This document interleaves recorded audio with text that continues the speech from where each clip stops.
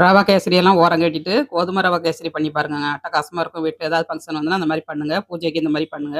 இப்போ கடாயில ஒரு 3 ஸ்பூன் நெய் ஆட் பண்ணி முந்திரி பருப்பை வறுத்து எடுத்துக்கலாம். அதே கடாயில நெய்யில ரவைய வறுத்து எடுத்துக்கங்க. 1 கப்பு ரவைக்கு 3 கப்பு தண்ணி ஆட் பண்ணணுங்க. நான் 1 1/2 கப்பு எடுத்திருக்கேன். 4 1/2 கப்பு தண்ணி ஆட் பண்ணிருங்க. 1/2 பவுல் சீனி ஆட் பண்ணிக்கணுங்க. வெள்ளை சுகர் ஆட் பண்ணிக்கணும். அப்புறமேட்டு நாட்டு சர்க்கரை வெல்லம் இருக்குது பாருங்க, வெல்லம் போட்டிருக்கேன் 1 1/2 பவுல்.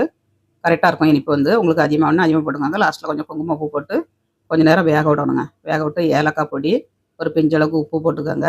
அப்புறமா முந்திரி பருப்பு ஒரு 3 ஸ்பூன் நெய் ஆட் பண்ணி கிண்டி நல்லா வேக விட்டு இறக்குனீங்கன்னா சூப்பரான கேசரி ரெடிங்க. இந்த மாதிரி நீங்களும் வீட்டில் ட்ரை பண்ணுங்கள். கல்யாண வீட்டு கேசரி தோற்று போங்க, அந்த அளவுக்கு டேஸ்ட்டாக இருக்கும்.